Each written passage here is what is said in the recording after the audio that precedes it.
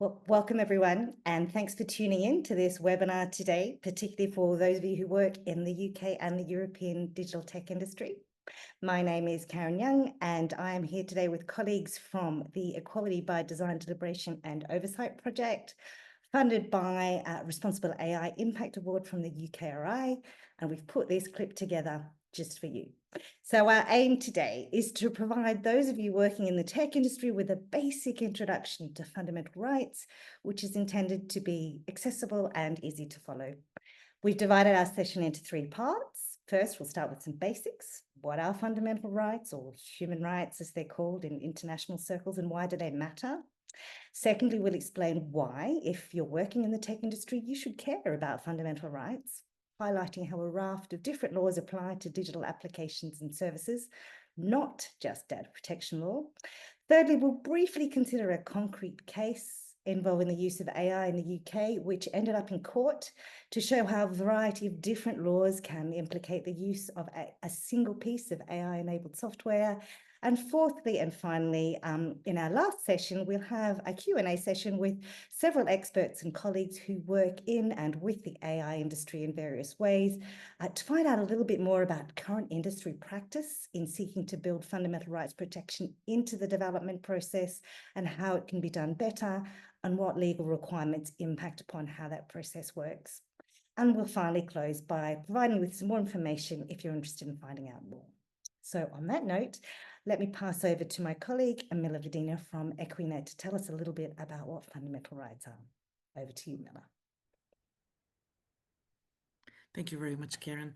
Human rights are rights that we have simply because we exist as human beings, which everyone is entitled to on the basis of their common humanity. So they're not granted by any state. These universal rights are inherent to all of us, regardless of nationality, sex, national or ethnic origin, color, religion, language, or any other status, really. There are different ways in which we refer to fundamental rights. We hear of basic rights, inherent rights, natural rights, and bird rights. They include civil and political rights, as well as economic, social, and cultural rights. And there are also different contexts of invoking rights. For example, we speak of human rights when we use moral reasoning and engage in ethical discourse. We also talk of rights in so-called legal and political talk as socially sanctioned norms. And we also hear of human rights in the context of advocacy and social mobilization. Human rights are drawn from various cultures, religions, and philosophies from around the world over many centuries. In the context of law and in the context of this webinar, we refer to human rights as norms that are incorporated in national and international legal systems. They specify mechanisms and procedures to hold the duty bearers accountable and provide redress for alleged victims of human rights violations. And with that, I would hand it over to my colleague, Trish Shaw, to talk about legal duties and how AI intersects with them. Over to you, Trish. Thank you very much, Mila. What makes the rights Mila's pointed out to us fundamental is that they're universal, they apply to everyone, they're inalienable, they shouldn't be taken away, and they're interdependent. What you often find is they are intersectional, connected with one another, with another right. And when you impact on one right, you are also very likely to impact another. But what makes these rights relevant to AI systems is that AI systems have the potential to affect every fundamental right, often in ways that aren't immediately obvious, and can do so at speed and at scale. Just taking privacy and data protection, we're thinking about how AI systems process vast amounts of personal data, raising questions about surveillance, consent, and control over personal information, and or how that information is used for us or against us.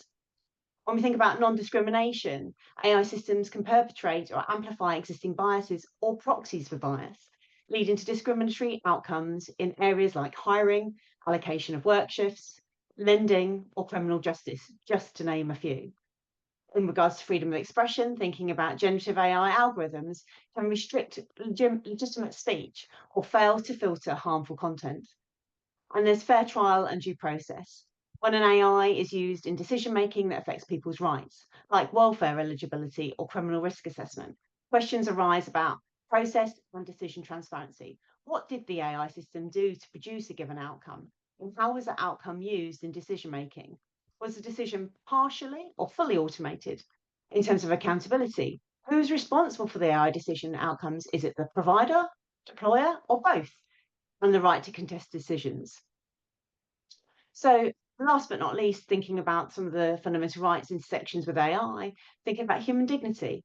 Systems can often manipulate, deceive, or exploit psychological and marginalized vulnerabilities amongst people groups and can undermine human dignity and human autonomy. So really, why should you care about this? The question of, so what? Why tech developers, entrepreneurs, and industry leaders really ought to care about fundamental rights? There are three compelling reasons. My first one I'm going to delve into is legal compliance. So with GDPR, which we know impacts both the UK and EU, this is first and foremost the fundamental right of data protection and privacy is a legal requirement. It's a legal requirement for nation states who signed up to the respective convention, whether it's the UN, the European Convention, or European Charter of Fundamental Rights. It is the signatory state that is primarily responsible to ensure that they adhere to fundamental rights framework. Also, it's in how you and I are protected, and through their provisions of laws, how the state is protecting us and promoting our fundamental rights. This is where we can then turn to GDPR itself, the General Data Protection Regulation. Whilst this was the primary piece of legislation, a regulation created by the EU, for EU member states to give direct effect to national level law being directly applicable, GDPR isn't just about security breaches or consent checkboxes. It's rooted in the fundamental rights to privacy and data protection, not just to EU citizens, but anyone who interacts with EU services. It aims it aims through technical and organisational measures to safeguard rights and freedoms of the so-called data subject. That's really about the person whom the data is really about.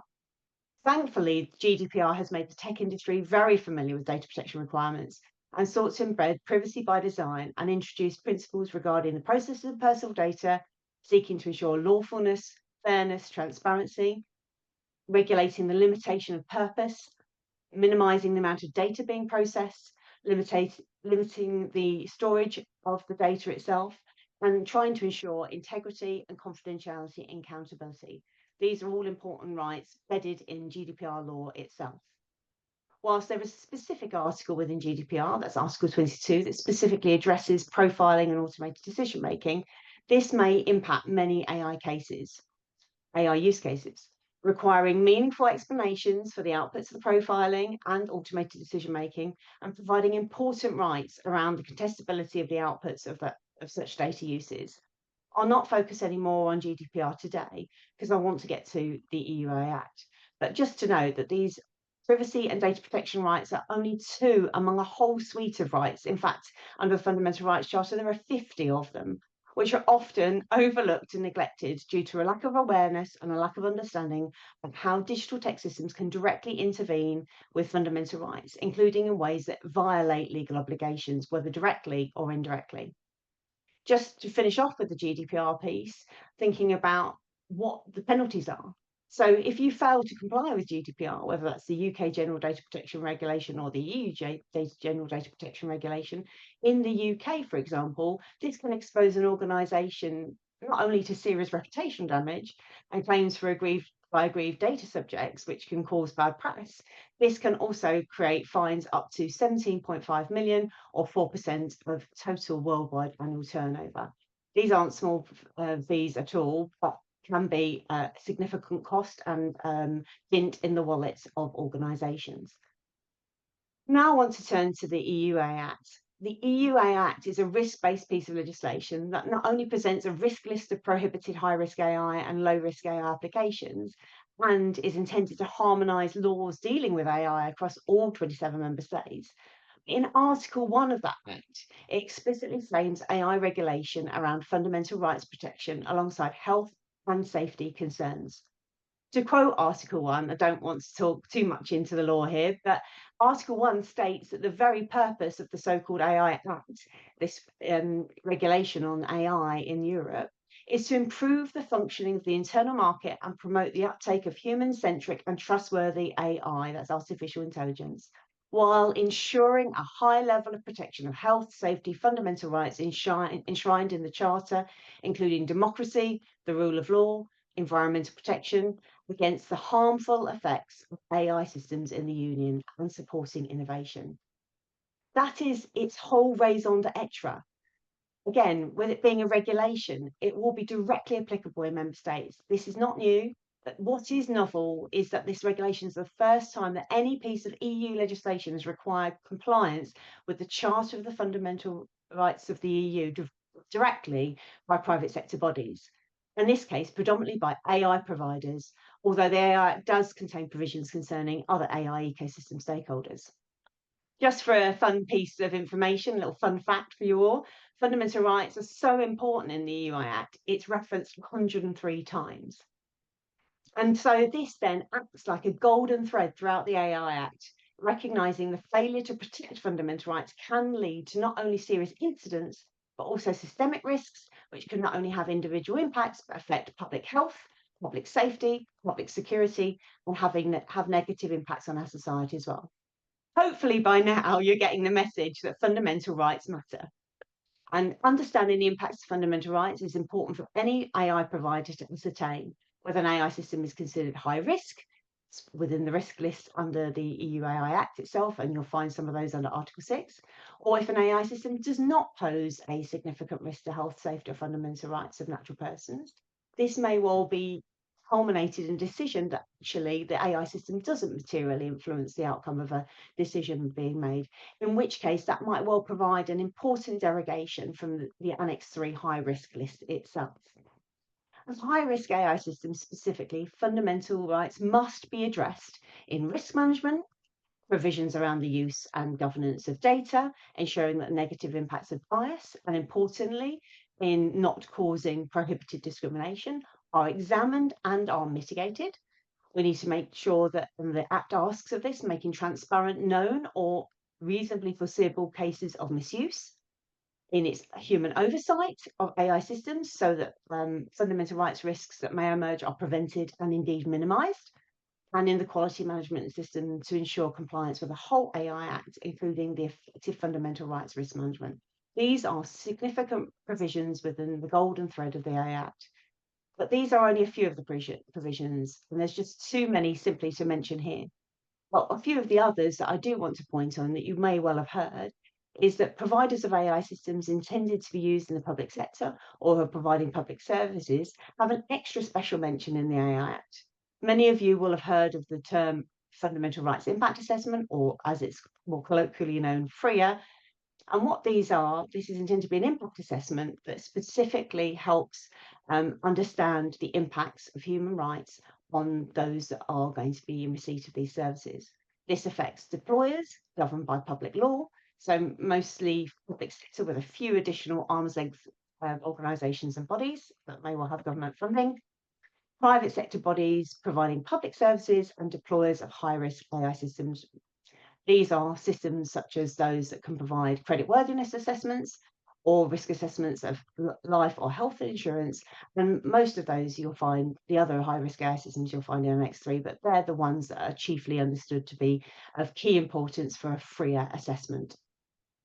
And with all of this, in the whole AI Act, you've got the fundamental rights piece, but we know, and many of us you're here on this webinar today are involved with AI Act standards. And these AI Act standards are trying to bring about a presumption of conformity, and that's conformity with the law. So presumption of conformity of the law is king here. So if you want to be able to make high-risk AI systems available on the EU market or put them into service in the EU, you will need to prove compliance with the respective relevant articles, all of those that are listed in Chapter 3, Section 2 of the Act. But the best way to provide presumption of conformity here is to comply with the requirements of the new and emerging EU AI standards that are being currently produced by the Joint Technical Committee number 21 of the CENELEC. This should lead to an AI provider being able to apply the CE marking to their system, that's the conformity or IPM marking to their AI system, before entering the market. And if you are then required to do a FRIA assessment, That will be in addition to compliance with all the design, development and oversight requirements of the AI Act that I've already listed and that is spoken about. These must be done before you receive that CE marking and entering into the EU market. And even if you're a UK-based company, these requirements apply when your systems are deployed in the EU and or potentially also where you are specifically targeting EU citizens, albeit they may well be situated outside of the EU.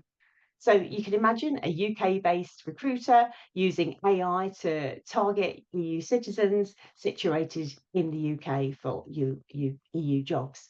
The same would be true of an American recruiter. And AI Act penalties, so we want to put our money where our mouth is. So the penalties for non-compliance with the AI Act are high.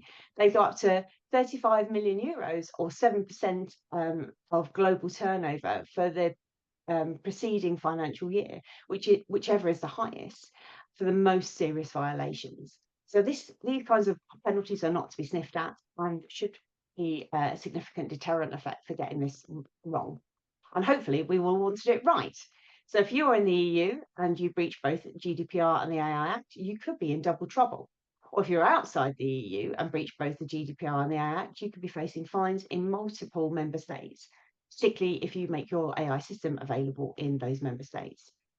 But it's important to get it right and to get it right from the get-go if you're going to avoid liability and the risk of reputation loss.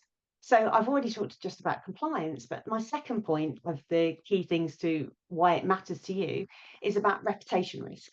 So this is beyond legal compliance. Fundamental rights violations can devastate your company's reputation, your customer base, and your bottom line.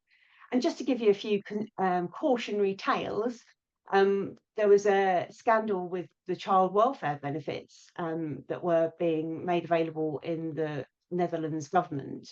An algorithm used by the Dutch tax authority to detect potential fraud in childcare benefits applications disproportionately flagged people and families with dual nationalities.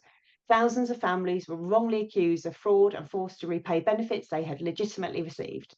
The fallout included financial ruin for many families, at least one suicide, and ultimately the resignation of the Dutch government in 2021. The UK Post Office Horizon scandal is also one. Whilst it didn't contain AI, this shows just how automated systems without proper oversight can cause immense harm. This was a faulty accounting software that had a bug in it, which led to over 700 postal operators, that's postmasters and postmistresses, being wrongly prosecuted for theft and fraud. Lives were ruined. Several people committed suicide, and the post office reputation is and has been shattered. The UK government has had a public inquiry into the matter, and compensation for many, but not all victims, has been agreed. This is now a book and even a TV series about the incident. I'm sure none of you want that to happen to your organisation. And last cautionary tale is Cambridge Analytica. Many of you will have heard about it, but this really showed Facebook, or now Meta, now known as Meta's failure to protect user data, which led to one of the biggest tech scandals in recent memory, wiping billions off Facebook's market value and permanently damaging trust in the company because of where data was allowed to go. So this is all about the impacts of AI and data and analytics and automation. No one wants to be the next cautionary tale. The reputation damage from fundamental rights violations can be irreparable, and particularly in today's connected world where that damage can be global. And I'm going to mention my third point now, which is ethical and societal responsibility. This should be a deeper reason to care about fundamental rights. It's not just about simply wanting to do no harm, but it is to use the technology for good, because it's the right thing to do. Most of you entered into the tech field, I'm sure, to improve people's lives.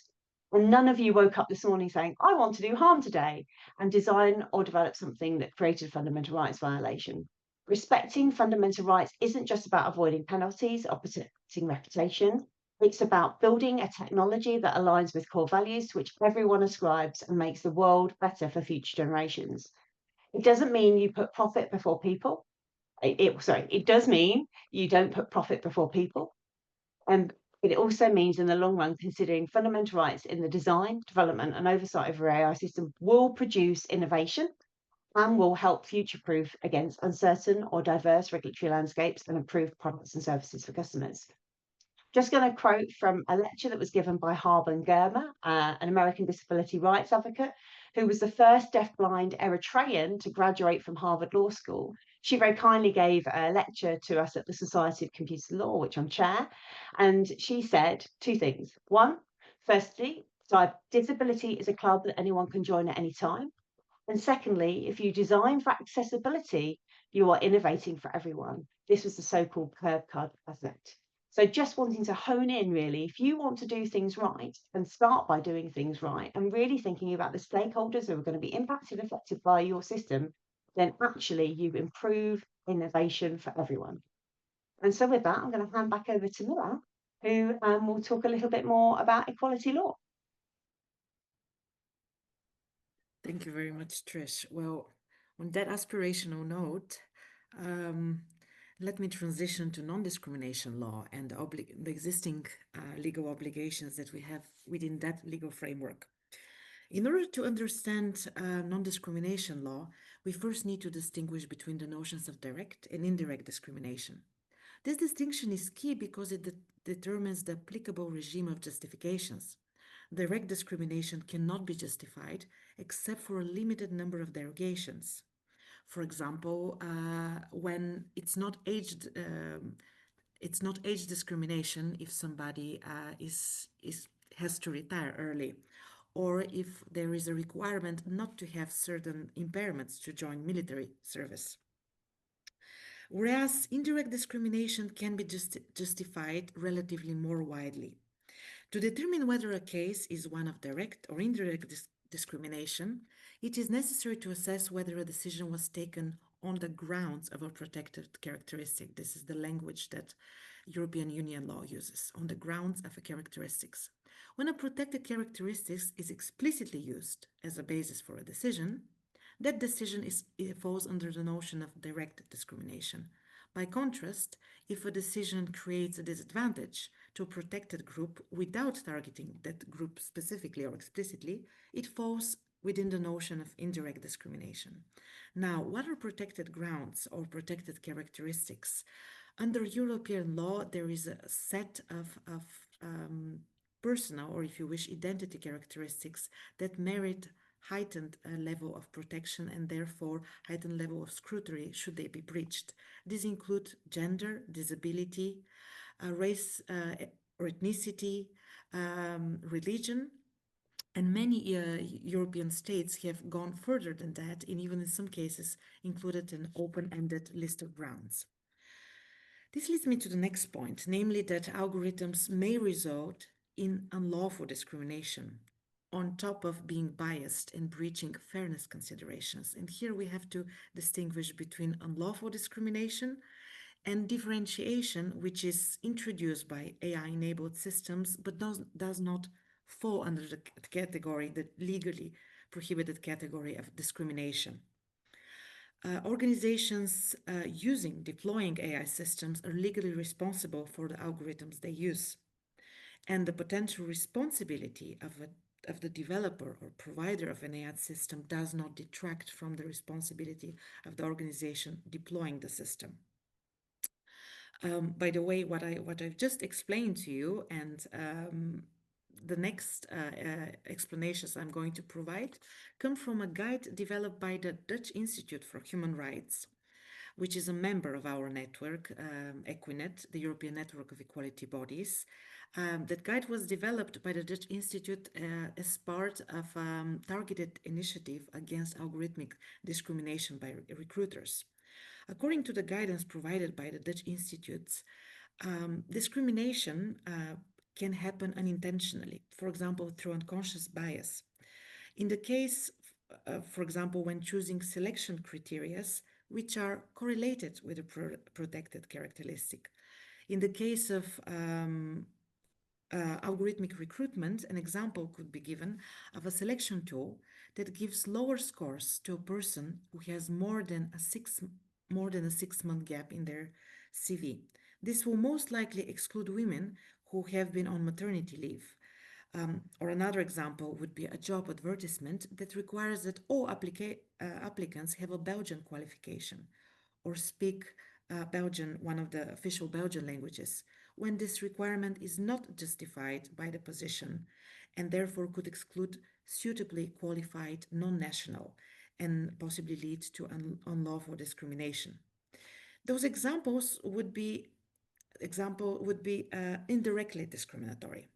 And then the deployer of that system will have to prove that there is a legitimate aim why they need applicants, in this example, with the Belgian qualifications, and that the requirements are A, appropriate, and B, necessary.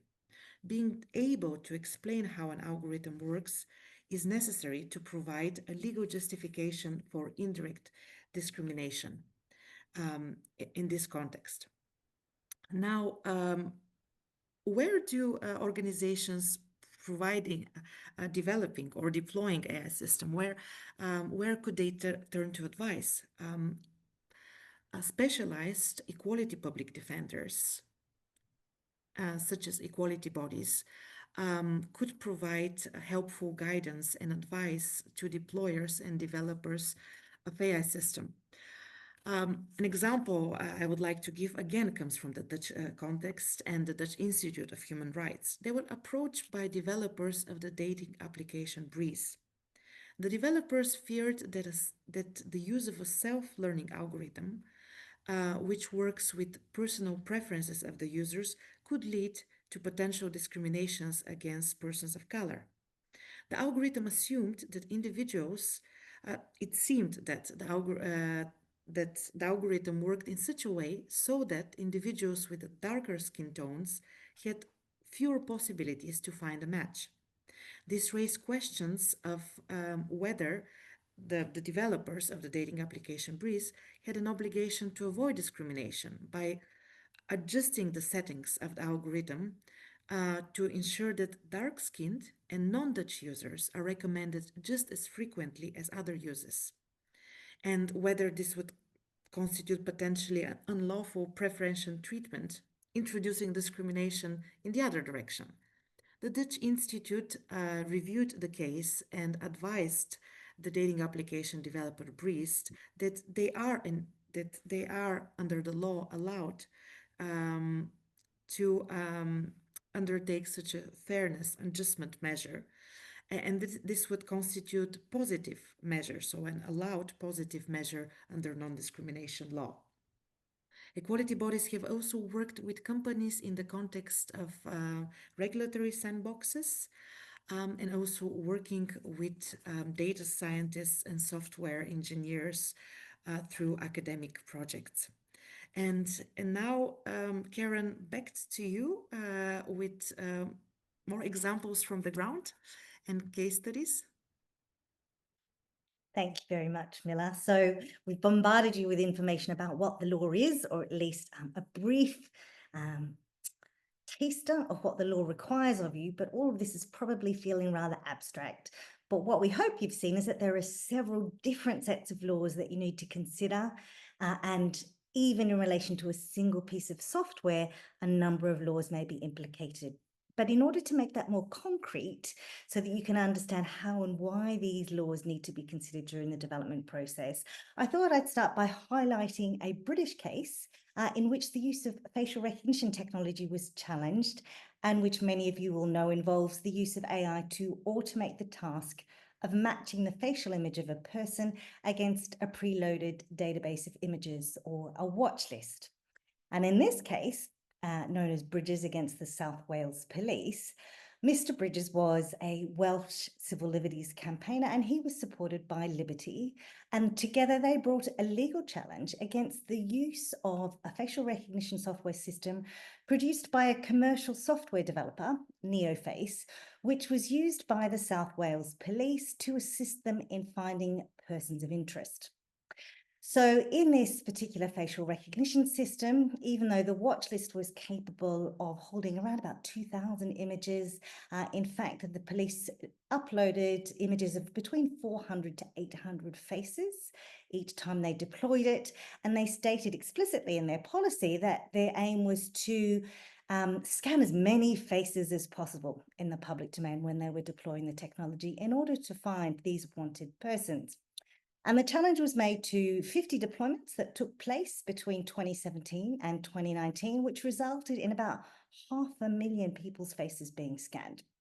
And although they did publicise the use of the technology, so they weren't being covert in their use of it, the Court of Appeal concluded that a large number of people had their faces scanned and didn't know that that was happening. So the legal challenge was brought on several grounds on different bases of legal objection. So they first alleged that the use of the technology was a violation of the right to privacy, protected under Article 8 of the European Convention on Human Rights. Secondly, that the police failed to comply with relevant data protection legislation as it applied in the UK. And thirdly, that the police also failed to discharge their obligations under equality law concerning the public sector equality duty, which was imposed upon them because they were a public body. Well, in the first instance, when the matter got to the High Court, it failed, but an appeal was made by Mr. Bridges and Liberty, and it succeeded when the decision came to the High Court, and it has had a mixed reception. Nonetheless, what was clear was that in this specific cases, the use of the technology by the South Wales Police was found to be unlawful on several grounds. So firstly, the Court of Appeal made it clear that the use of FRT in a public space, which involves the taking of an image of a person's face without their consent, even if it only takes a microsecond and that image is then destroyed, nonetheless entails a violation of privacy. So there is a violation of Article 8.1 if an image is taken and processed by FRT technology without your consent. But under Article 8, interferences with the right to privacy can be legally permitted, but to do that, there's a pretty demanding test that needs to be met. And that is specified in Article 8.2, which requires that the interference with privacy is prescribed by law and necessary in a democratic society. However, in this case, the policy that was applied by the police was considered to fail that test because it gave individual police officers too much discretion in terms of whose face could be placed on the watch list and where they would deploy the system. Secondly, their use of the technology failed because the data protection impact assessment, which was required under data protection law, was not up to snuff. And in that particular assessment, the police concluded that there was no violation of the right to privacy, and in that they were wrong, and therefore the data protection impact assessment was invalid and the deployment was unlawful. And thirdly, it was alleged by Mr. Bridges and Liberty that the technology was biased. It was biased against women and it was biased against those who had non-white faces. And on this basis, the court listened to claims by the South Wales Police that it relied on the software developer who assured them that it had been tested properly and was not at all biased. Well, the court gave short shrift to that argument and recognised that although it was understandable that the manufacturer didn't want to divulge details about how they had trained their software, this meant that the claim that the software was free from bias could not be tested. And this, the court reasoned, was not enough. It wasn't sufficient for a public authority to discharge its own duty under the Equality Act to satisfy themselves that everything reasonable which could have been done had been done in order to make sure that the software used did not have racial or gender bias. So you can see in that really concrete case how fundamental rights were implicated under several different laws in order to invalidate the use of their technology, and why it's really important to be wary of these legal requirements at the get-go when you're starting to think about and develop your technology which you want to put out on the market. Well, by now you're probably thinking, yeah, that's all very well, but what does that mean in practice? What does that mean for me in terms of the development, design, and deployment of the technology itself? And on that note, I'm really not best placed to answer, but we are really fortunate to have several expert practitioners with us today who have kindly agreed to share some insights from the coalface where the action really happens. And before I introduce them, I just want to say a little bit about a framework that I've come up with, which I call Human Rights by Design, Deliberation and Oversight. And it's a three-pronged approach, which is intended to help provide some practical guidance, a framework for thinking through for both developers and regulators in thinking about how to build fundamental protections into the design, development, and deployment throughout the AI lifecycle. So it's not a legal requirement per se, but it's a framework for thinking in order to help structure the process in order to make the development, design, and deployment process more sensitive to fundamental rights throughout the entire life cycle. So the first pillar, which focuses on design and development, is concerned with technical safeguards, including protective measures and organizational structures and policies that can be embedded early in and throughout the AI development lifecycle. The second, deliberation, is concerned with ensuring that your affected stakeholders, those who are affected by the technology that you plan to place on the market, are engaged the entire process of development, design, and deployment in order to ensure the diversity of perspectives are taken into account and to ensure that fundamental rights of all affected people are duly considered. And the third pillar is oversight. And this pillar draws attention to the importance of mechanisms for accountability secured over the entire design, development, and deployment process. So it includes the need for justification and ongoing review and the importance of remedies to ensure that if things do go wrong, swift action is taken to prevent further harm and wrongdoing, and that remedial action is taken. So on that note, I'd like to welcome our panelists, all of whom are involved in some shape or form with the ongoing technical standard discussions under the AI Act, which some of you might be familiar with. And they will help us think through how the industry currently seeks to address fundamental rights concerns and what the industry might do better. And on that note, please let me invite Frederic Corrivon, Anita Prinzie, and Ranj Zudi to our panel.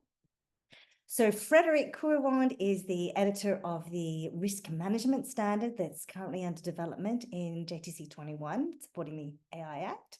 He has 17 years of experience in medical device development and clinical deployment, mostly involved in imaging and non-invasive therapy, and he's involved in a number of cross-industry AI risk management projects. Welcome, Frederic.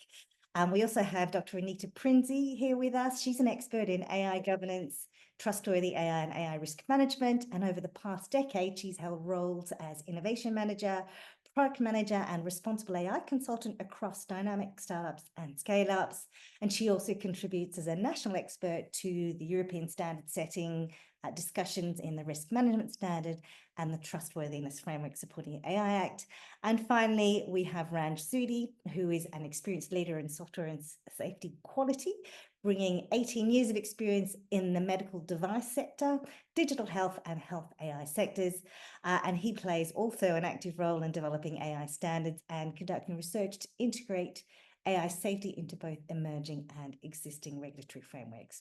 So firstly, welcome Anita, Frederic, and Ranj. It's really fantastic to have you here, especially when I'm just an academic and I don't know what really goes on the ground. So thank you for sharing your insights and experience with us. I've given a really quick spiel to explain this kind of three-pillar framework that I've come up with just to help us think through and work out how to build fundamental rights into the thinking and the development and deployment process throughout the AI lifecycle.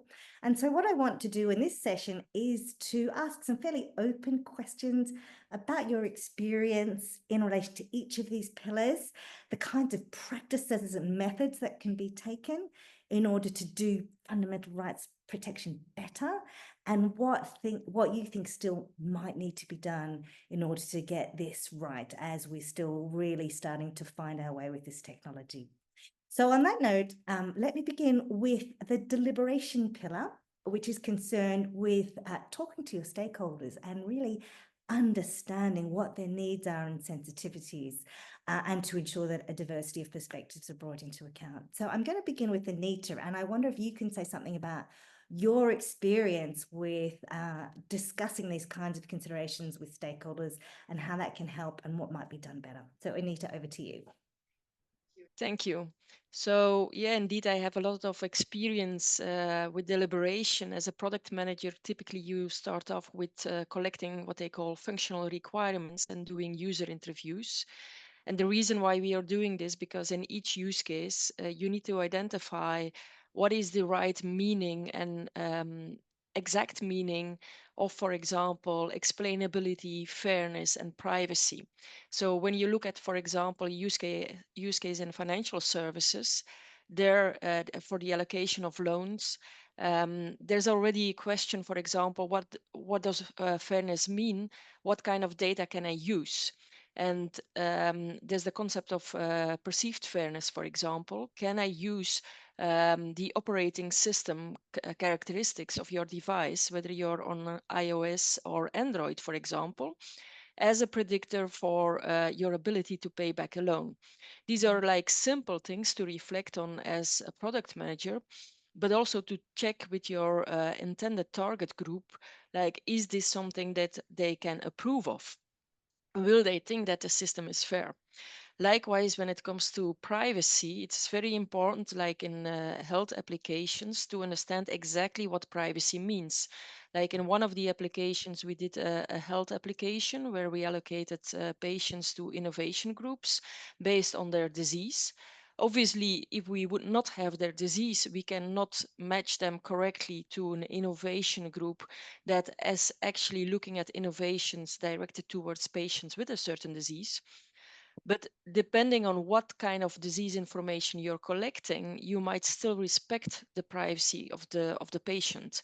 So there's the trade-off there between privacy and accuracy. And then the last pillar is about explainability.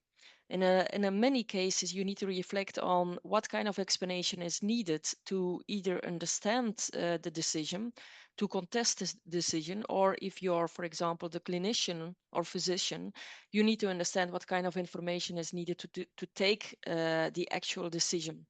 So this is on the one hand on deliberation with the stakeholders to understand what does each trustworthiness dimension means. On the second level, it is important to consult with the intended stakeholders and target groups to understand the trade-off between those dimensions. So as I said, often you have a trade-off between accuracy, privacy, and explainability. And it's very hard as a product manager to figure out, okay, what is the right trade-off? Do I need to maximize as much as possible the accuracy and I neglect a little bit the privacy? Probably that's not what you want to do. So that's where in my opinion, the deliberation with stakeholders is quite essential to sense the right trade-off there. Thank you, Anita. That's really super helpful. And I can just imagine that kind of reasoning coming in under the AI Act in terms of reducing fundamental rights risk to an acceptable level. So it's really helpful to know. Exactly, setting the that's done. acceptability criteria for each of the different risks of discrimination, privacy, and so on is very much dependent on how important each of those dimensions are within for a particular use case. And that's quite important to have the consultation then with your stakeholders. Great, thank you, Anita. Frederick, if I might shift the focus on you, what has been your experience with engagement with affected persons and trying to understand their needs and the dangers that they face arising from the technology that you've been dealing with? Thank you, Karen, and thank you for the opportunity to be here. As you mentioned, I come from the medical device background and clinical background. So it means that stakeholder engagement happens very early in the development process because you're going to solve a medical problem. And a medical problem implies some ethical considerations. So in that sense, this is an industry where you have from the very early stage of development, a stakeholder consultation to understand the impact of the system or the product that is going to be developed and placed on the market on the patients they will be used for. So now there is a new element with the Act, as it was said, is the concept of fundamental risk to fundamental rights. So it extends in a way, the ethical consideration that the industry is used to work with. And it is maybe a bit more complex now because in safety world, you have, let's say, an established state of the art. While for fundamental rights, you have more dimensions and not maybe not as reactive or established state of the art, or what is acceptable in terms of, let's say, rights interference versus the benefit that is envisaged when you use an AI system or you deploy it to solve a problem. And then with the glasses of risk management, this deliberation is not a one-person exercise.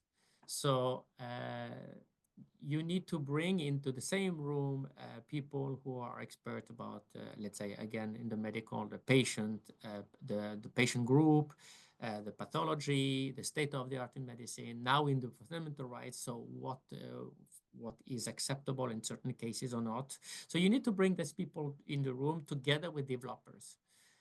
Because as the AI will be also used, the AI is going to be developed also on a certain type of data. So you will have a subset of reality that is the data sets, and then the AI system will learn how to infer and output information from the data it's received, kind of autonomously. And so if you don't have this stakeholder consultation in the beginning, you will hardly manage to identify the potential risk you may have deploying such systems, both developing and deploying the systems. So I will also partly echo with what said Anita here. So in the industry medical, this will be an extension, having the concept of risk to fundamental rights. I think it will change also the industry in terms of where do you get this competence, but that's another debate. Thank you. So it's pretty challenging as it is, and it's going to get even more challenging once the AI Act is in force, and we'll just have to watch this space. And on that note, Ranj, I know you've worked for a long time in the sector, and you've had to deal with potential bias and discrimination. So I'm really keen to hear about your experience with deliberation in the medical device sector. Thank you. Over to you, Ranj. Thank you. It's interesting because, to Frederick's point, the medical device sector represents a great opportunity to reflect and learn a lot of lessons from an industry which has been trying to tackle health equity and bias in medical devices for at least 3 decades. In the US, there was a law in 1993 which requires that all national health institutions to include women and racial and ethnic minorities in relevant research studies. 2012, another law encouraged the FDA, which is the agency that oversees the medical device regulation, to ensure that the new medical device products to be analyzed for safety and effectiveness for key demographic patient groups. The FDA has been very diligent in providing guidance and working with the industry to make sure that information for demographic groups are included in the study before approvals. But a recent study by the National Center of Health Research in the US indicated that for high-risk medical devices, which were reviewed by the FDA from 2014 to 2017, found that there was a lack of patient diversity in publicly available data, and clinicians and patients often cannot make any determination or useful determination for which devices are safe and effective for specific demographic groups. And the study, when the study goes into the details of why this is, they noticed that a lot of the recommendations, not enforceable actions, do require that some type of analysis to be performed, but they realize that these type of analysis often have incomplete, missing key subgroup analysis, and the statistically are not very strong. And this brings up a very essential point in the design and planning of a product, is that in the planning stage, and this is often the case for products that are governed in the product safety space, medical devices or other safety sectors, there are always the planning and feasibility stage. And that stage is very essential to work with groups, clinicians, users, affected stakeholders, to gather the adequate requirements and also to conduct the study design meaningfully and work with the clinicians and the data scientists to gather these requirements and have meaningful sub-study population groups that could integrate these requirements into the design. Through this process, if it happens at the early stage, you have meaningful requirements and thresholds and criteria that can set you up for success in the beginning. Great, thanks, Ranjan. I just wondered whether you think the AI Act will make that process more formalized or more systematic. I know it's speculative, but keen to have your view on that. The AI Act brings a lot of meaningful requirements that can bring a lot of value to the process. However, my gut feeling is that the technical standards will probably be the place where a lot of the details are going to make the most difference. So, for example, if we reflect from the medical device sector and we highlight from the study that I just cited, the criticality of meaningful subgroup analysis in the design study, then hopefully the technical standards will highlight how providers of AI system will meaningfully do that through the adequate requirements and the guidance. And I don't believe the AI Act provide that level of technical requirements and details, because given that AI Act is a product safety, it relies on the harmonized technical standards to provide the pathway for implementation. Yeah, absolutely. So that's really going to be the challenge going forward. So let's move then to our second pillar, which you've already started to foreshadow for us, Ranj. Thank you, which is the design and development pillar. And here we're concerned with the technical design and safeguards that are built into the design and development process, including protective measures and organizational structures that can be embedded throughout and early in the AI lifecycle. And I just wondered if you could speak a little bit about this pillar and how fundamental rights protection can be usefully brought in at this stage and how it might be done better. So Anita, if I could just turn to you again, thank you. Thank you. Yes, I think the design phase is very important, of course, given that you know from a functional perspective, you collected the functional specifications for fairness, explainability, and for privacy and accuracy. Then you need to translate that into actual technical features. So that's why I concur with what Fredrik and Ranch were saying. When collecting the functional requirements, you need to involve all the technical folks, the AI engineers, into the process. That's very important, as well as your AI ethicists, because it's fundamental, just to be very clear, if you define in a technical way how to implement certain fairness. From a technical perspective, there's more than 85 different group fairness metrics. Even though a lot of software packages only will provide you with 2, in reality, there are 85 and even more. The key thing here to look at is that when you do the functional requirements, you need to define what is the best functional definition of group fairness and then select your technical group fairness metric accordingly. And that process, in my opinion, is sometimes done a little bit too swiftly. So that's something I would like to stress. Secondly, as to Ranch's point, defining the relevant groups to test non-discrimination for is not that easy in practice. It is easy when it comes to checking for discrimination on the so-called protected characteristics, which was discussed earlier. However, if you try to test for what they call the intersection between multiple protected characteristics, it rapidly becomes a combinatorial explosion. So there's so many groups to test for, and that's just on the protected characteristics. Let's stand alone if you try to test for indirect discrimination. So one of the practical tips I can give is like, okay, it's always interesting to look at what other features are correlating with the protected characteristics, because that's sometimes dependent on your use case. So that's one thing, one practical tip there I can provide you with. There's also a tool which is called IKITAS, which helps you to decide on the potential best group fairness metric, which might be interesting to look at. And maybe very quickly, because I want to give some time for our other speakers as well, it is also important to reflect on privacy. So when you look at privacy from a functional perspective, if you're in a medical application or even in a financial application, you need to identify what does privacy mean and how can I translate that in privacy preserving AI features. So one of the things that we did is actually for the application I alluded to earlier, for the recommendation of the right innovation center to the right patient given the disability, we did not build a recommender system on the individual level.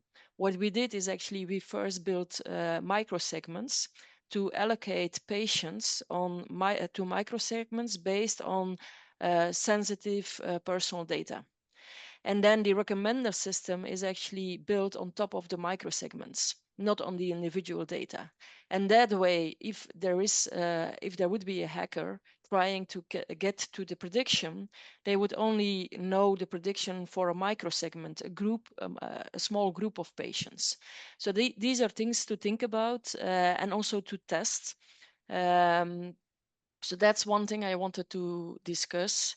And in terms of explainability, there I would like to highlight that unfortunately, there's a lot of explainability methods that do not provide authentic explanations. With that, I mean, for example, if you use a surrogate model, it's actually not the real model providing the explanations. So if you use that as a base for the right to explanations for a patient or a customer, unfortunately, it's not providing the right truthful explanation. So that's also something to think about when you design your AI system. Thanks, Anita. That's a really thorough answer. And it really starts to bring to light just how challenging it is to translate these constructs like fundamental rights into technical reality. So on that note, if I might just hand over to Frederick, if you could share some of your experience at the design and development phase about trying to be sensitive to fundamental rights protections. Thank you. Yes, thank you, Karen. I think I will take the approach of a developer, because now we are in the design and development. And as I briefly mentioned previously, this AI system will learn how to infer and output information from the input data it receives. So again, we are going to have a situation where there's a subset of reality, which are training, validation, and testing data sets will be used to do that. Connected to this is where, for the characteristics of this data, this is also where we have the deliberation or the multiple competencies involved to help identify potential risk related to these data sets. So, for instance, we have a non-represented group or underrepresented group of one kind. So we may have also, for instance, in medicine, you have in many databases, an overrepresented group of white male Caucasian compared to other data sets. So diversity and the representativeness of this data set will be essential to review with fundamental right glasses in order to identify potential risk related to this. And so this, you do that in a way iteratively with all these competencies involved until you have, let's say, your development plan. And now back to the AI Act, there is a requirement to test all of these measures. So if you have an inherent safe design, what does it mean to have an inherently safe design? It means that you have, as a provider, as a developer, integrated all kind of risk and trying to address that in a way that the risk related to any fundamental rights or any safety issues will remain acceptable according to your acceptance criterion. Again, acceptance criteria depends on the intended purpose. So, but this mechanism of deliberation and then planning in design and development and now also going to the test. And we are talking still before placement on the market. So every choice you make as a provider will have to be validated with a testing, and then testing also involving, so back to the deliberation, testing involving people. And so I have examples, for instance, for a software that was used to allocate patients into follow-up program, post-surgical follow-up program, and it's a known case in the US, where they had also a proxy, so they wanted to identify the correct patients to be enrolled in these follow-up programs. So what they did is that they went back to the historical database they had and said, well, the need of healthcare is correlated to the historical cost of similar patients. So they had a proxy that cost of healthcare correlates to the need of healthcare. Now, when they turn and deploy that system in practice, the system turned out to be very discriminative because Afro-Americans were discriminated in that system. And it was just a reproduction of societal bias because we in the US, the Afro-American, they have less access statistically to good quality healthcare.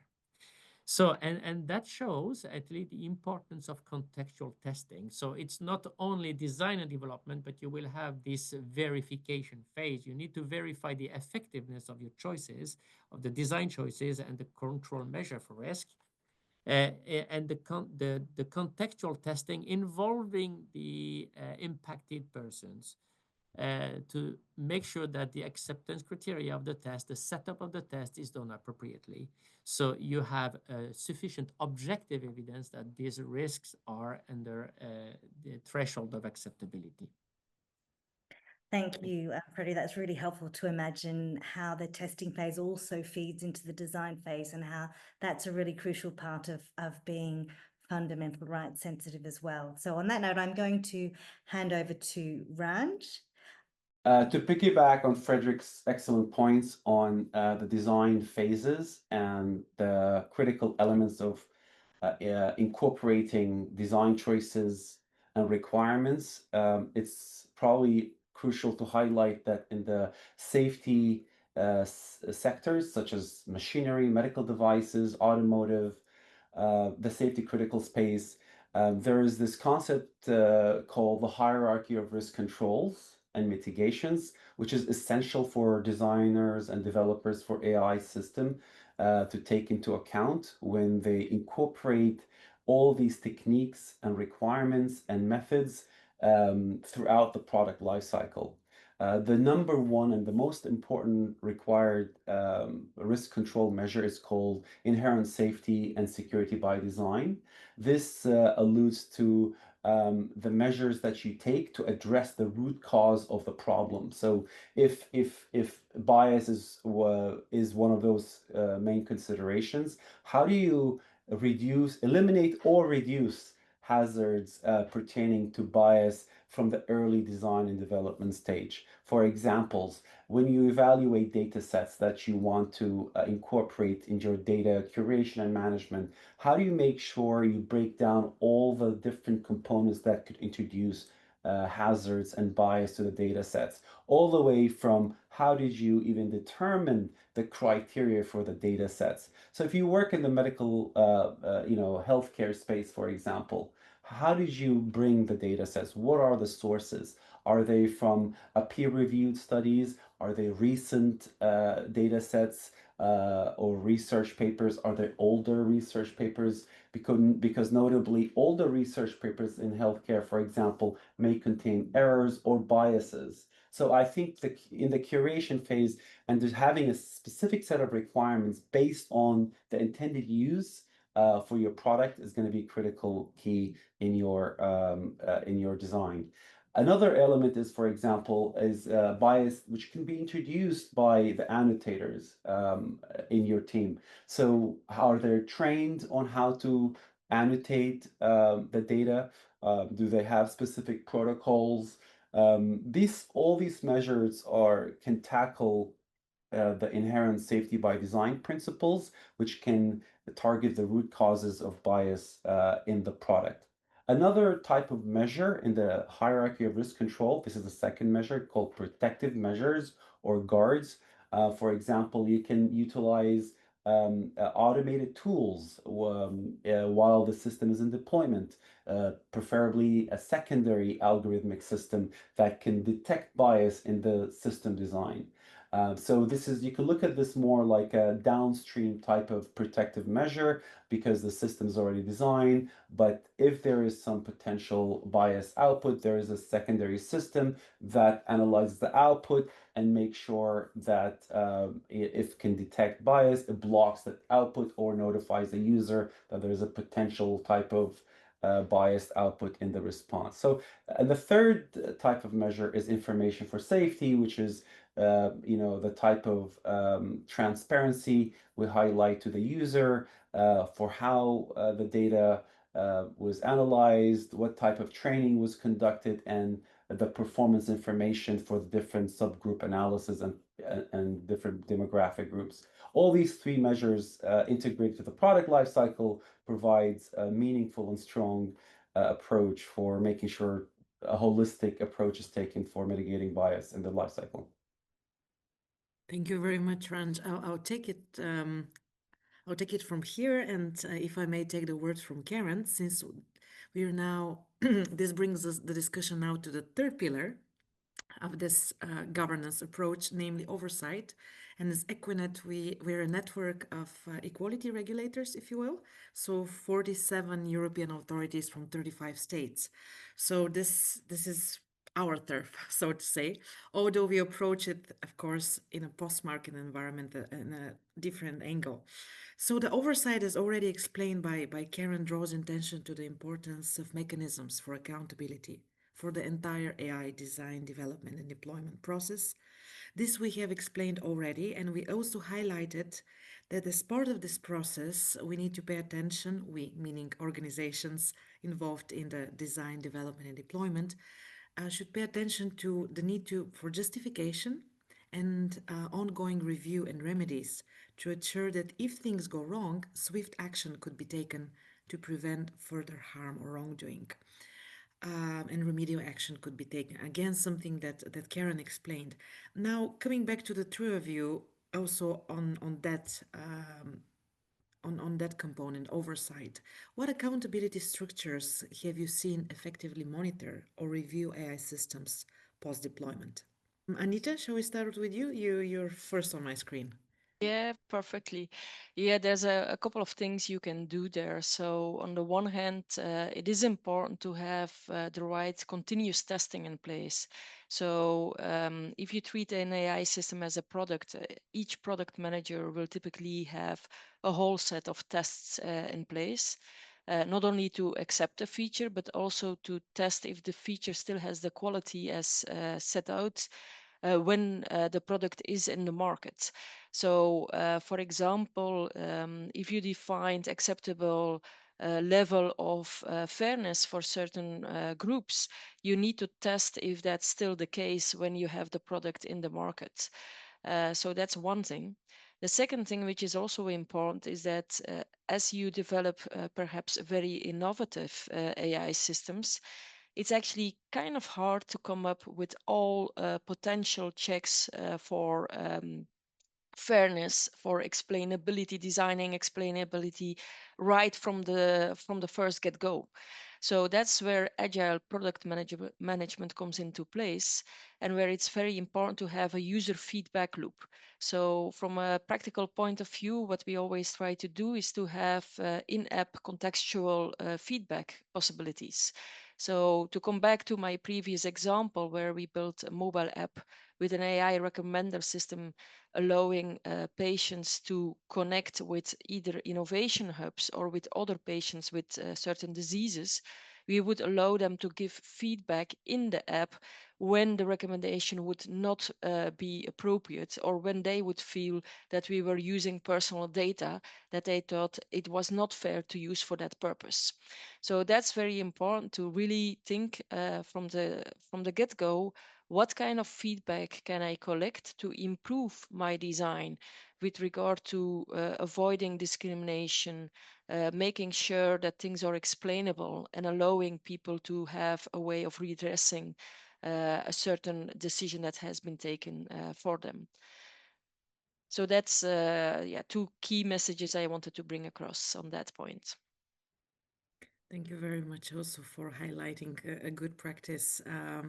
And Frederick, testing was mentioned. So I remember your previous, the explanation that you gave in the context more of a design framework or a design stage. Now, from an accountability and oversight perspective, what would be your insight? What would be your... Thank you. I will build on the very good point explained by Anita from several, let's say, aspects. The one is legal compliance, and for instance, what third-party conformity assessment body do. To comply with the law, once you place your system on the market, the story does not stop there. You have obligation as a provider to continuously monitor the safety or ensure the safety of the system. Or the safety, it means the absence of unacceptable risk for actually safety, health, and fundamental rights now enshrined in the Act. And what does it say? And what does it entail? It entails the active and systematic collection of data related to the use of your AI system on the market. So what Anita explained here is that, okay, the users are given the opportunity to send feedback. So it's a way to collect data from the use of your system in practice once it is deployed. And the Act goes a bit further than that because it goes into two main principles to ensure that risk to fundamental rights, like the other two, safety and health, will be handled in a proper way. You have, as a provider, you have to integrate two concepts, machine surveillance and human surveillance. So the legislator says that it's not enough with only, human-based surveillance of these systems once they are deployed. So on the one side, you have to perform human oversight. It means the ability of the user to really ensure that the AI system is used in a safe way without infringing or without unacceptable risks. Now, this has to be done through appropriate usability to appropriate features, like what Anita says that in the app that she was mentioning, the users have the possibility to provide feedback. So it's a technical feature to enable, in a way, in kind of an oversight. And the other aspect, which is the machine-based surveillance, is the logging. So the legislator now in Europe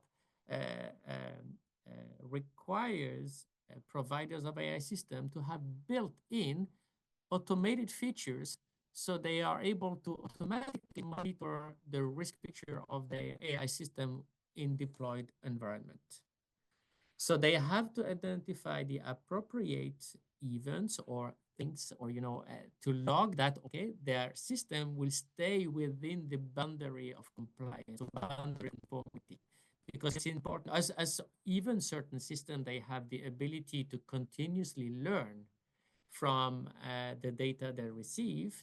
So because of this, and because the kind of the autonomous inference that this system can have, you need to ensure that they will remain safe over time. And when I say safe, it's also safety being understood as the absence of unacceptable risk for health, safety, and fundamental rights. So it's a bit circular, but it basically to ensure that fundamental rights, risk to fundamental rights, remain acceptable to what has been defined at the time this system were placed on the market. Thank you very much, Frederick. Your intervention nicely built upon Anita's, but also kind of conveniently segued into Ranj, who spoke about safety by design principles. Now, how do you see this interface when it comes to accountability and oversight, Ranj, or just more generally, measures and principles? which you would think underline good oversight governance? I think another dimension of oversight and accountability is communicating the system information to the user through transparency. This is a very critical component, one that many safety sectors have been doing for a very long time, although the devils are a bit in the details when it comes to AI system nuances. For example, in safety sector, information for safety is required to be published to the users, whether it's an IFU, information for safety manual, or user manual, in order to highlight to the user what are the critical components they need to be aware of with regard to, from a usability point of view, from certain actions they need to take or they need to know about when they are working and operating with the system. With AI system is a bit tricky because you need a bit more information around the data to be published to the user, and for the user to make an informed decision to evaluate the suitability of the system for their demographic and intended use population. So, to go back and refer to the research studies that I've cited in the earlier conversation, many of them highlighted that in addition to design choices or poor subgroup analysis and documentation, one of the studies highlighted that many clinicians in the medical device space and patients do not have the adequate information to weigh if this product works for them or not. And that brings a lot of challenges because we need to have more specificity and actions in the regulatory requirements. And we really hope that the standards, the harmonized standards and other regulatory frameworks will require that. So for example, we hear a lot now in a positive note that a lot of companies are sharing model cards as a mean to be transparent about the model's architecture, about the model's data, and other elements related to the performance evaluations and the results. However, it's really important to highlight that unless we have a very concrete set of requirements on how that looks like, we will have a very inconsistent forms of information and data, varying from extremely high level and abstract, where it becomes just a checkbox type of activity, or something that is really concrete that users and clinicians, for example, can utilize and say, yes, this model card and this other forms of transparency artifact, for example, another one's called data sheets for data sets that is proposed by AI safety and ethics researchers, that the doctors and the clinician can say, okay, I have a very clear information about the data sets that were used, the population groups that were tested, the evidence and the testing evaluation for the population group that I care about. So I think that brings us to the point of how do we ensure that there is transparency and consistency in the transparency artifacts that are going to be delivered, whether through the EU AI Act or other regulatory frameworks. Thank you, Ranj. We was a network of equality regulators. We'll try to do it on the exposed end in the post-market, and you with your rare technical expertise could it ex ante with technical standardization. But lovely to have had the privilege to work with all of you at the harmonized standards setting forum JDC 21. Just one last, if I may, before I hand over the word to Trish, you mentioned model cards and data sheets. We have published recently a publication, which is the title is How to Use the Artificial Intelligence Act to Investigate AI Bias and Discrimination, a guide for equality bodies, but really it is a guide for practitioners interested in the intersection of equality law and technical measures. It's been authored by Brent Mittelstadt, and there we talk about also model cards and data sheets and various ways in which regulators who supervise, exercise oversight could think about transparency tools and just be able to understand them, what is available there on the market, and how do we make sense of this technical documentation. You talked about communication that we basically get from developers. So with that, I would hand it over to Trish. And on my side, once again, heartfelt thanks for taking the time to be with us today. No, and that's also a thank you from me. So just to kind of sum up, we've heard about the practical tips that people can do. We've got make sure you conduct thorough impact assessments of risks, particularly to those of fundamental rights. We've heard from all of us about building diverse teams and ensuring that we've got appropriate representativeness, not only in the groups that are working here, such as non-technical experts, ethicists, legal specialists, and social scientists, but also in the data. We've talked about implementing robust testing, oversight, and monitoring. And we've also heard about prioritizing transparency, all important communication for explainability. And with all of that, make sure that you engage with your stakeholders, and particularly to understand the impacts and effects of an AI system. So as AI becomes more powerful and pervasive, the tech industry's responsibility to respect fundamental rights grows accordingly. This isn't just about compliance. This is about building socio-technical technologies that genuinely serve humanity. By incorporating fundamental rights considerations into your work, you not only protect your business from legal and reputational risks, but also ensure that technology you create enhances rather than undermines human dignity and fundamental freedoms, ensuring equality by design, deliberation, and oversight. The path forward isn't always clear or easy, but there will be trade-offs and difficult decisions to make. But by taking fundamental rights and equality seriously and integrating them into your design, development processes and in your deliberation and oversight from the beginning, you can be a part of building a technological future that we can all be proud of. So thank you very much for listening today. And for those of you who want to deepen your understanding of fundamental rights and AI and impacts inequality and want to find out more about the approach on design, deliberation and oversight, there's a whole package of resources and explainers. You can find out more here. If you'd like to get your phones out at the ready to scan the QR codes, you'll be able to access these documents online. And also there'll be links available for you to be able to access these documents for further resources and information. So once again, thank you to all our panelists. Thank you to all our speakers today. It's been an engaging and fruitful conversation, and we hope that this training has helped you as tech providers and those who are entrepreneurs and working in industry to really get a better grip on fundamental rights, AI systems, and equality by design, deliberation, oversight. Thank you very much, and bye-bye.